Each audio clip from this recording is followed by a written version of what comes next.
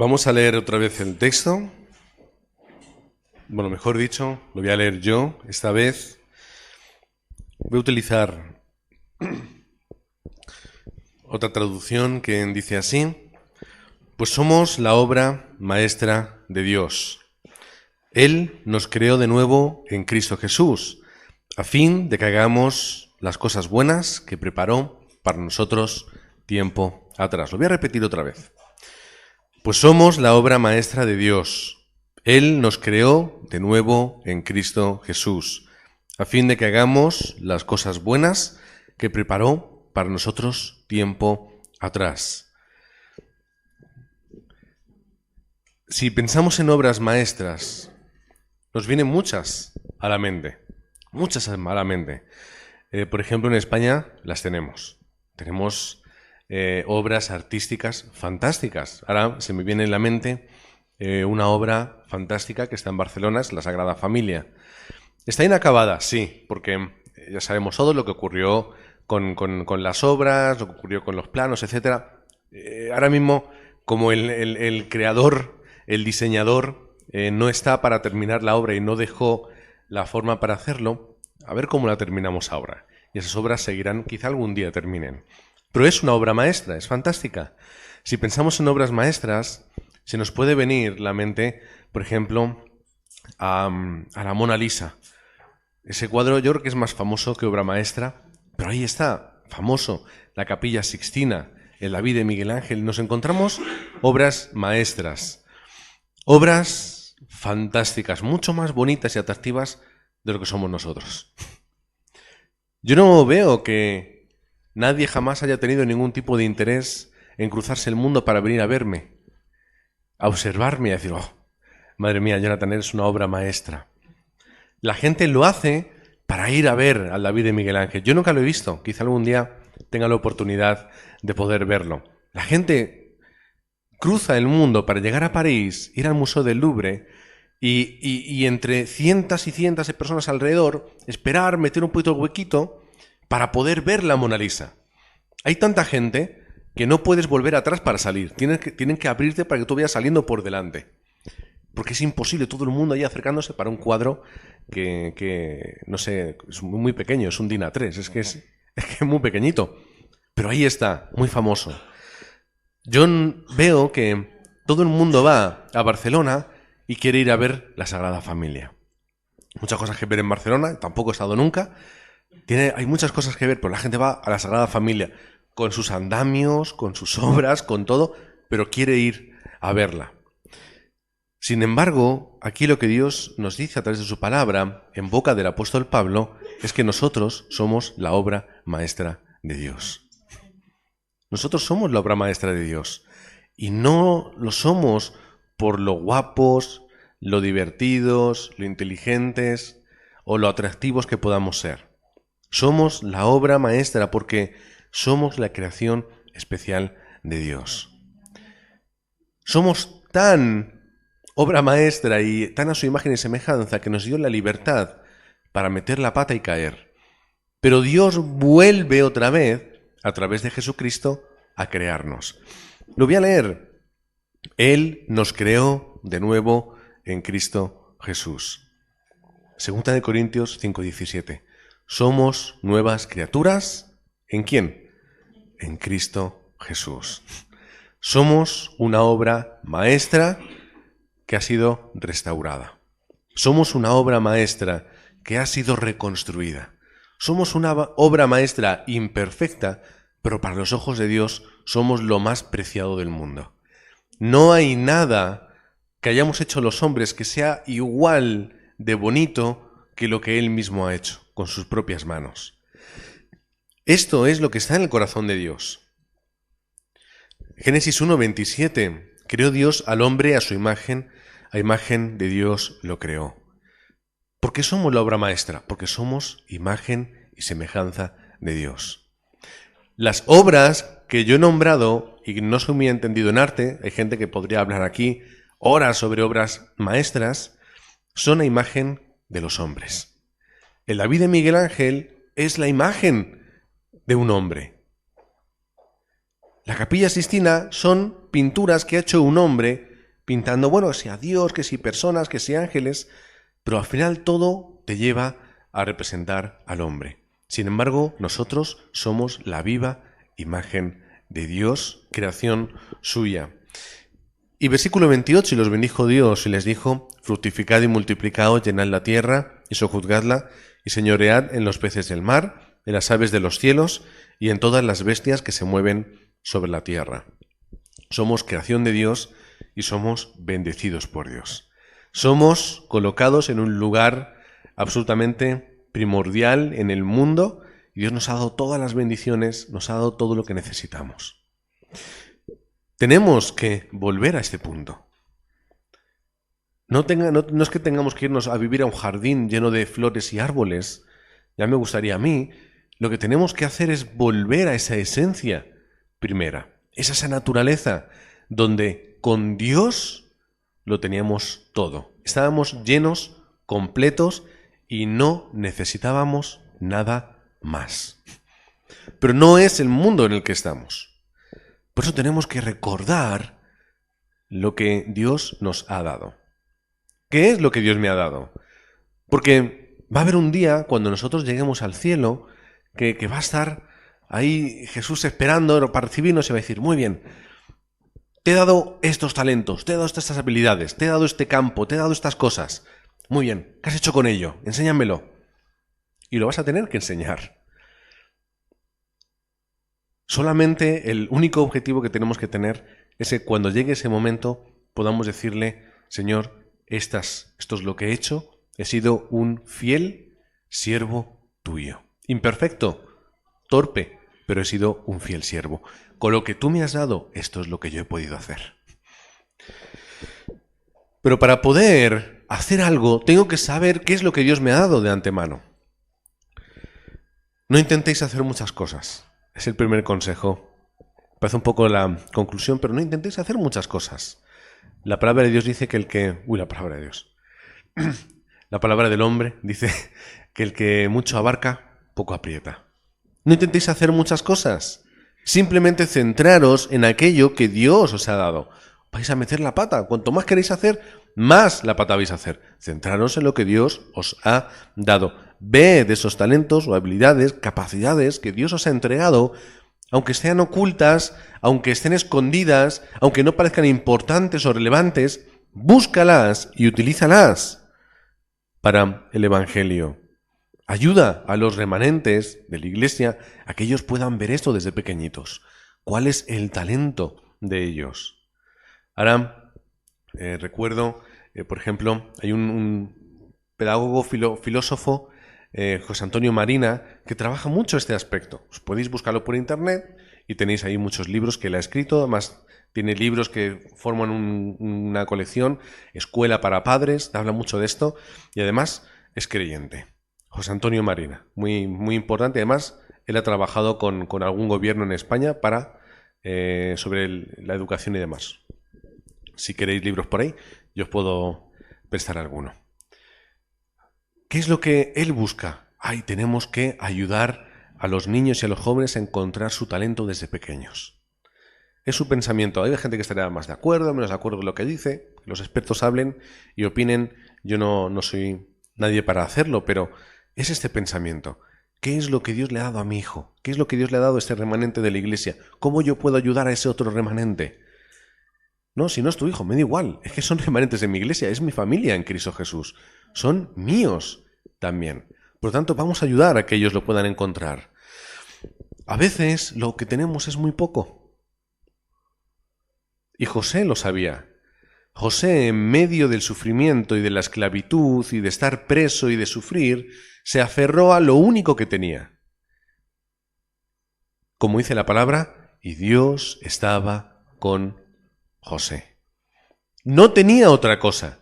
Era lo único, pero él se aferró a eso. La pregunta es, ¿por qué se aferró José?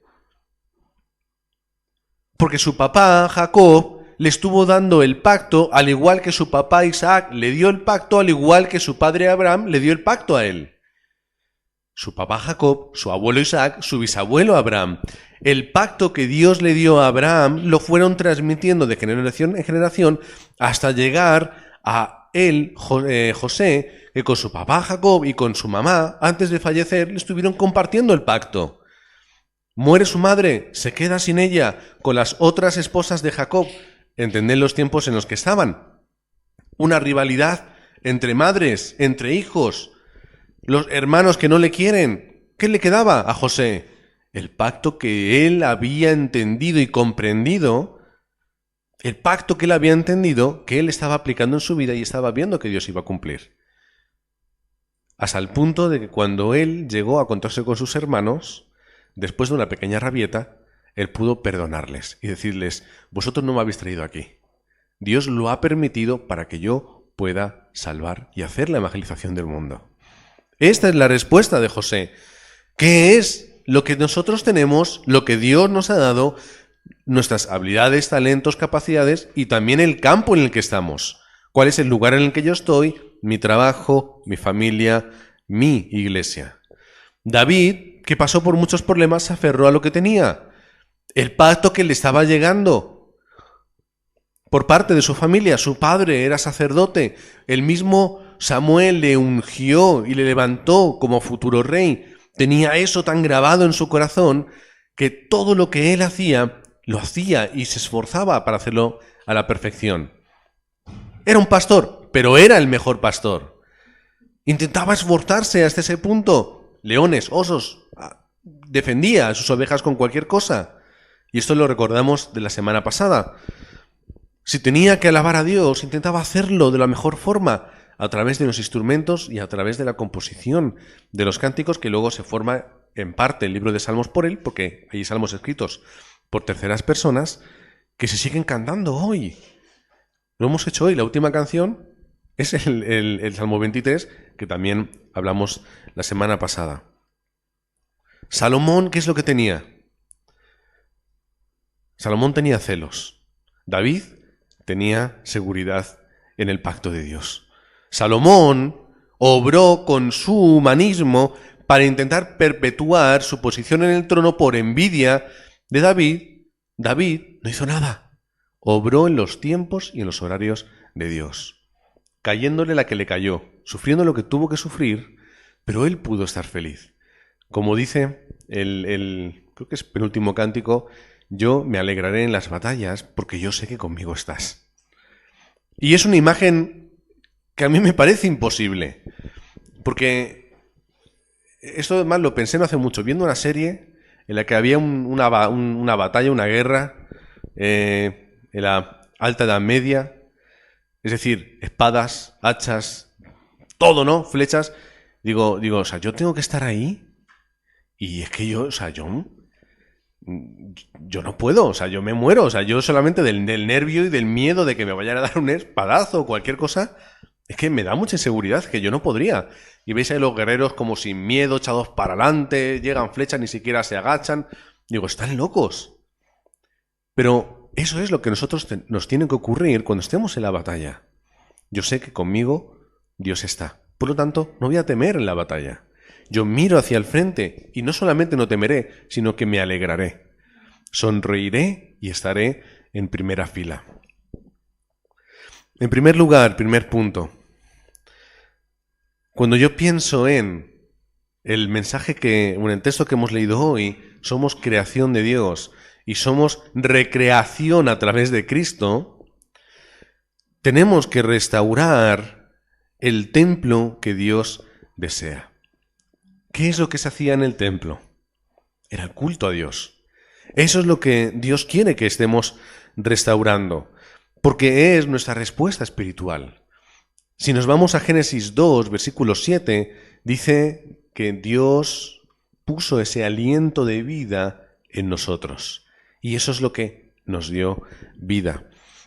Es lo que yo tengo que restaurar. ¿Qué es lo que Dios ha puesto dentro de mí a través de restaurarlo mediante el culto? Es el culto que está centrado en la obra perfecta de Dios y de la obra de la recreación de Cristo en mi vida, con Génesis 3:15 en mi corazón. Es que la simiente de la mujer va a pisar la cabeza de la serpiente, aunque ésta le vaya a herir en el talón. Me gusta más decir talón, no sé por qué Reina Valera tiene que decir una palabra tan fea. Es la respuesta. No me importa lo que ocurra porque yo sé que desde el principio ahí está la respuesta. Que ese Jesús que nació de esa mujer va a romper la obra de Satanás. Primera de Juan 3, versículo 8. Es que Génesis 6, 18, cuando yo estoy en el arca, no tengo que temer, no tengo que preocuparme. Ahora, ¿qué es el arca? Preguntárselo a los remanentes. ¿Qué es el arca? Es el barco que construyó Noé para meter animalitos. Es el lugar que Dios o el método que Dios tenía para salvar al mundo en el problema del diluvio. Era el lugar seguro en el cual Dios iba a salvar a aquellos que tuviesen la fe y quisieran aceptar la gracia de vivir solamente a través del arca. Son aquellos locos que no siguen al mundo, que siguen la palabra de Dios. El arca en el cual nosotros tenemos que estar. Dice en ese versículo, mas estableceré mi pacto contigo y entrarás en el arca tú, tus hijos, tu mujer y las mujeres de tus hijos contigo. Es el pacto de Dios que establece con alguien el cual está recibiendo la respuesta. Yo tengo la fe, yo soy ese loco que vivo a contracorriente, pero que obtengo la respuesta. Y esto es difícil. Hay una película que creo que se llama el actor que es Steve Carell, no importa, es una película en la que él se convierte en un Noé moderno y vive a contracorriente del mundo. Es una comedia, pero él vive a contracorriente del mundo y llega el momento en el que eso de verdad ocurre. Y bueno, es la comedia, el jijaja, lo que tú quieras, pero es que así es como la gente vería a Noé. ¿Qué hace este señor trabajando años y años y años? Porque si veis las referencias del arca, son gigantescas. De hecho, en Estados Unidos hay una réplica a tamaño real del arca. Se creó al lado, creo que, del Museo de la Creación. Y es gigantesco el arca. ¿Cuánto tardarían en hacer eso? Yo no sé cuántos años tendría Noé, no sé si la palabra de Dios lo dice, ahí a lo mejor meto la pata. Pero Noé tuvo que envejecer haciendo el arca. Noé tuvo que envejecer año tras año haciendo ese arca. Y él lo hizo porque no siguió el mundo, sino que se aferró al pacto de Dios. Éxodo 3, versículo 18, y oirán tu voz. Irás tú y los ancianos de Israel al rey de Egipto y le diréis, Jehová, el Dios de los hebreos, nos ha encontrado. Por tanto, nosotros iremos ahora camino de 3 días por el desierto para que ofrezcamos sacrificios a Jehová nuestro Dios. De estar separados y clamando a encontrar otra vez el camino. ¿Cómo empieza el camino del Éxodo? Iréis vosotros, iréis los ancianos de Israel, iréis como pueblo a darle culto a Dios. Ese es el comienzo del Éxodo, es decir, de la salida de Israel, que es restaurar el culto en la vida del pueblo. Isaías 7:14, por tanto el Señor mismo os dará señal, he aquí que la Virgen concebirá y dará luz a un hijo y llamarás su nombre Emmanuel. Y nos queda siempre repetir que quiere decir Dios está con nosotros. Es la respuesta de Cristo. Restaura el culto en tu vida. Restaura la esencia del culto. ¿Queremos restaurar esa imagen y semejanza de Dios en nuestra vida? Pues tenemos que restaurar nuestra relación con Dios. ¿Y cuál es la forma más directa para hacer relación con Dios? Es a través del culto. No porque yo lo haya creado, no porque alguien lo haya hecho, sino porque es lo que Dios nos deja a través de su palabra. Es el culto correcto. No, pero es que Jesús cuando iba a morir dijo que el templo lo iba a destruir y tal. Sí, ¿por qué? Porque ese templo señalaba algo que no era la respuesta. ¿Cuál era la respuesta? Destruid este templo y en 3 días lo levantaré de nuevo. ¿De quién estaba hablando? De él. Ahora, ¿cuál es el templo? Es el mensaje y el nombre de Jesucristo. Y es el centro en el cual nuestra vida tiene que girar. De una forma individual, pero también de una forma colectiva. ¿Qué hizo la iglesia primitiva? Uniéndose, junta, no en el templo, da igual donde sea. En el aposento alto de Marcos, en la iglesia de uno, en la casa del otro, en el monte del Olivar, no importa. Es la unión de aquellos que tienen a Cristo en su corazón. la unión de aquellos que ponen a Jesucristo en el medio. Y esta es nuestra respuesta. ¿Para qué sirve todo esto? Como siempre decimos, no sirve para que mis hijos vayan a un colegio mejor, o para que tengamos una casa más bonita, o para que tengamos un coche más nuevo y más moderno. ¿De qué sirve todo esto? ¿De qué sirve? Para que nosotros podamos llevar la luz al mundo. Los 7 remanentes es lo que hicieron en la palabra de Dios. Estas 7 personas representativas de aquellos que pudieron tomar el pacto y en medio de los desastres llevar al pueblo a volver a encontrarse con Dios. Cuando vemos los 7 remanentes nos damos la respuesta. Problemas de idolatría, problemas de guerra, problemas de separación entre el pueblo y Dios. Tiene que levantar a alguien de una forma representativa para que, liderando al pueblo, destruya el poder de la idolatría y pueda restaurar su relación con Dios. ¿Cuántas veces ocurre esto en la palabra de Dios? ¿Cuántas veces lo tiene que hacer? Vamos a leer otra vez Nehemías capítulo 9, como el otro día, como hace 3, 4 domingos, ya no me acuerdo. Ahí Esdras haciendo esa cronología todas las veces que habían metido la pata. ¿Qué es lo que ocurre en Egipto? ¿Qué es lo que ocurre después en la época de los jueces, en la época de los reyes? ¿Qué es lo que está pasando? Siempre metemos la misma pata. Siempre hacemos lo mismo. Nos rendimos ante la cultura y ante el mundo. Y todos diréis, no, yo jamás me he rendido ante la idolatría del mundo. No, yo no voy conforme al mundo. Yo a las discotecas nunca voy. No, porque eso es horrible. O yo nunca bebo, o yo nunca hago esto, nunca hago lo otro. Cosas que me dan igual. Porque seguir al mundo no es hacer esto o hacer lo otro. Beberte esta copita de vino o este poquito más, es que me da igual. ¿Cuál es el problema? El problema es vivir y poner tu corazón en las cosas del mundo. En yo, en mi capacidad, en mi economía, en mi experiencia, en mi posición social, en mi nivel adquisitivo, en lo material, en lo humano. Eso es lo que el mundo te quiere llevar a hacer y a tener. Y mientras que vivas por eso, estarás viviendo conforme la corriente del mundo. No es que pongáis ahí una virgen grande y la adoréis. Es que viváis poniendo a Dios en una esquina de la casa y viviendo de una forma totalmente ajena a ello. Juan capítulo 2, versículos 13 en adelante, dice: Estaba cerca la Pascua de los judíos y subió Jesús a Jerusalén, y halló en el templo a los que vendían bueyes, ovejas y palomas, y a los cambistas allí sentados, y haciendo un azote de cuerdas, echó fuera del templo a todos, y las ovejas y los bueyes, y esparció las monedas de los cambistas, y volcó las mesas, y dijo a los que vendían palomas: Quitad de aquí esto, y no hagáis de la casa de mi padre casa de mercado. ¿Qué es lo que hizo Jesús? Jesús, creo que fue quizá el único momento, no sé si llamarlo ira, llamarlo, a lo mejor vamos a llamarlo contundencia, enfado, incluso agresividad. ¿Por qué lo hizo?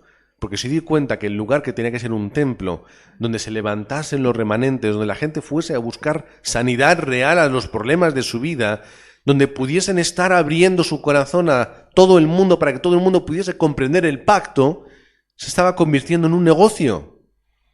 Se estaba convirtiendo en un lugar cerrado y en un lugar en el cual nadie podía obtener la respuesta. Siempre tenías que pasar por caja. Y eso es lo que él se dio cuenta.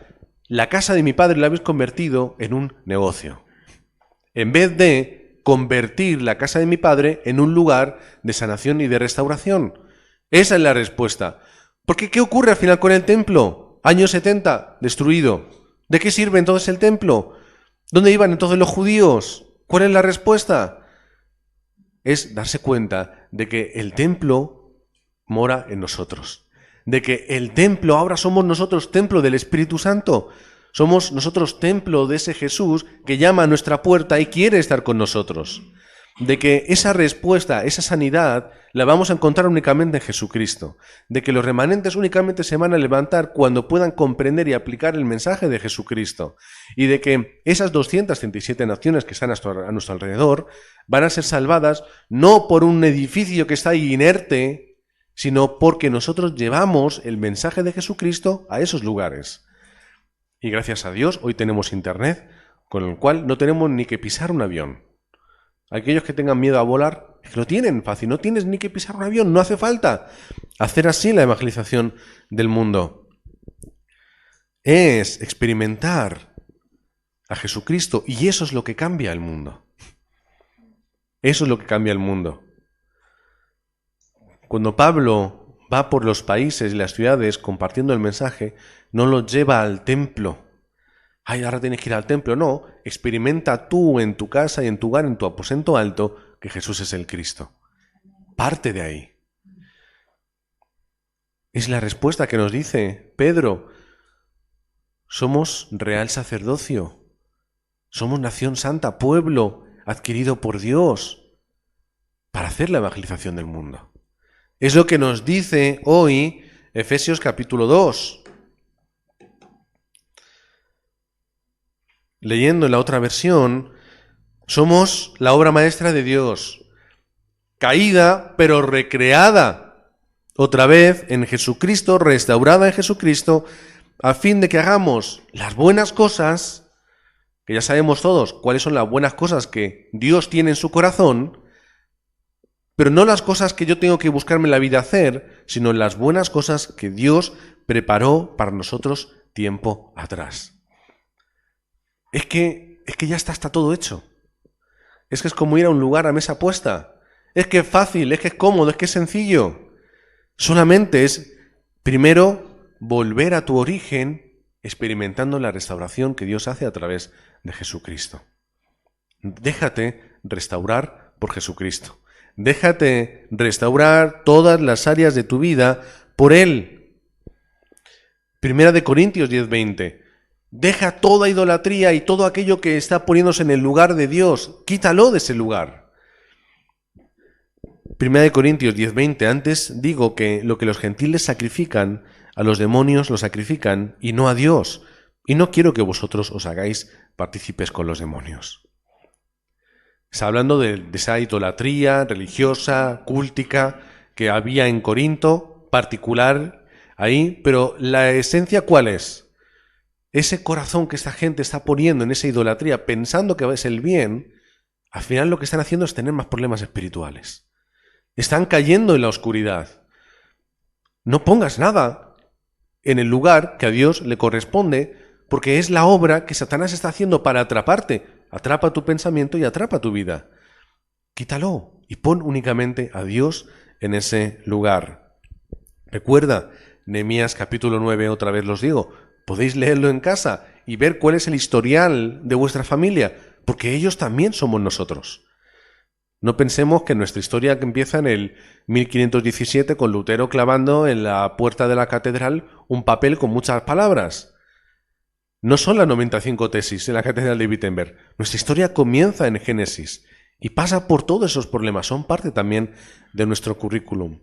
En tercer lugar, construye el templo para salvar la multicultura. Es el tercer punto de hoy. Vamos a ver varios versículos en Hechos. Hechos 2, del 9 al 11. ¿Qué ocurre? 15 naciones escuchan el Evangelio en su propio idioma, a pesar de que las personas que lo estaban hablando nunca lo habían estudiado. ¿Qué nos vamos a quedar? ¡Oh, qué maravilloso, qué milagro, qué bonito! No os quedéis en las luces y en los colores. Id al principio, en el corazón de Dios. ¿Cuál es? Hay que salvar el mundo. Y aunque tú no seas capaz por tus propias fuerzas o conocimiento, Dios te dará la gracia para hacerlo. Esa es la obra del Espíritu Santo. Es el pensamiento de que yo tengo que ir fuera a transmitir este evangelio. Hechos capítulo 8, primero del 4 al 8. Felipe en Samaria, o extranjeros y además personas de las que no te gustan. No sé, en España, ¿con quién nos llevamos mal en España? Bueno, no sé, siempre tenemos la esta con los Con los franceses, pero a mí no sé, no me caen mal los franceses, ¿qué queréis que os diga? Con los portugueses, son primos, no lo sé. En Rumanía, ¿quién os lleváis mal? Los romanos, ¿con quién os lleváis mal? Con los húngaros. Ya lo tenía yo en mente, no lo quería decir.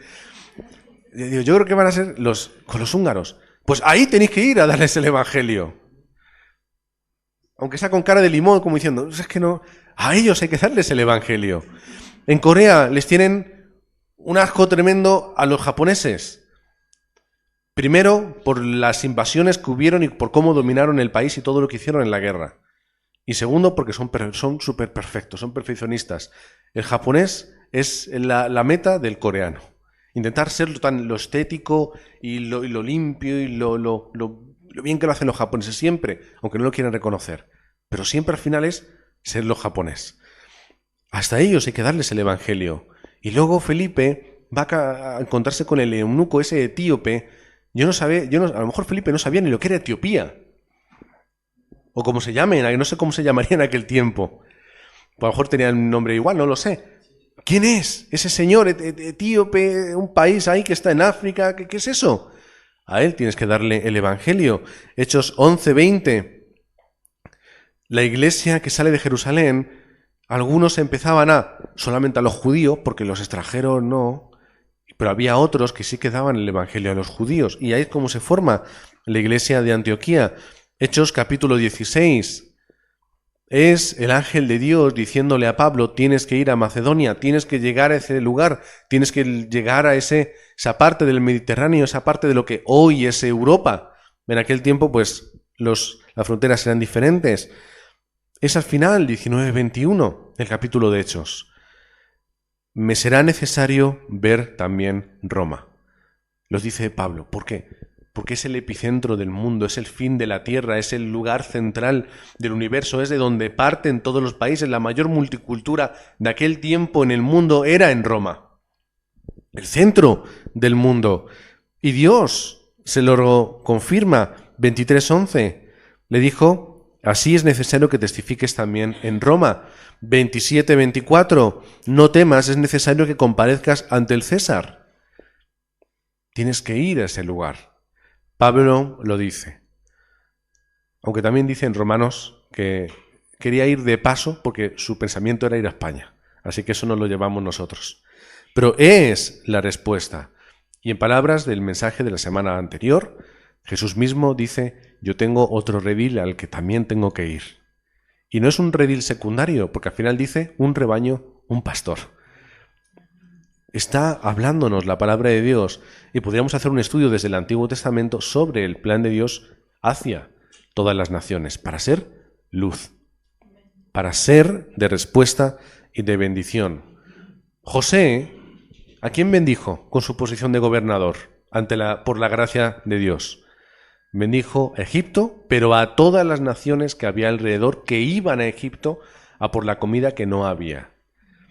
Y fue de bendición para su pueblo, su padre, sus hermanos, y de ahí, como ya sabéis, salen las 12 tribus de Israel que crecieron en Egipto porque José les abrió las puertas.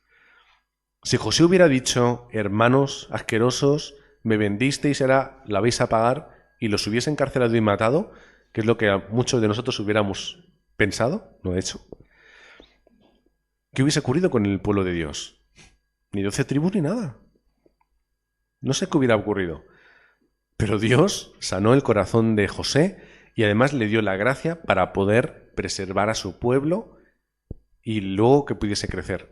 El problema es que se acomodaron y acabaron como esclavos, porque no vivían en el lugar que Dios tenía para ellos, sino que se acomodaron en el mundo que era Egipto. Pero bueno, eso es otro mensaje. Esta es la respuesta. Hay que restaurar lo que Dios nos ha dado.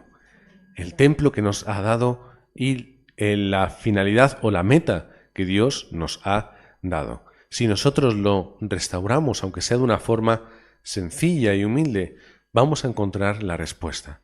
¿Qué Dios no nos va a dar? ¿Qué Dios no va a hacer en nuestra vida? ¿Qué no nos va a proporcionar si nosotros tenemos este corazón y nos dirigimos a este lugar? No me refiero a cosas materiales y caprichos. No vamos a hablar de la teología de la prosperidad aquí. Vamos a hablar del plan de Dios, de la economía de la luz y de lo que Dios nos da para entregárselo a Él como ofrenda, empezando por nuestra vida como ofrenda viva, agradable para el Señor. Amén. Señor y Padre que estás en los cielos, gracias por la respuesta que tenemos de ser aquellos portadores de tu luz, la luz del Evangelio, la luz de las buenas nuevas, que son Jesús es el Cristo, que ese es nuestro templo, esa es nuestra bendición, ese es el centro de nuestra vida. Gracias porque a través del nombre de Jesucristo es que nosotros lo tenemos todo y además tenemos esa vida en abundancia.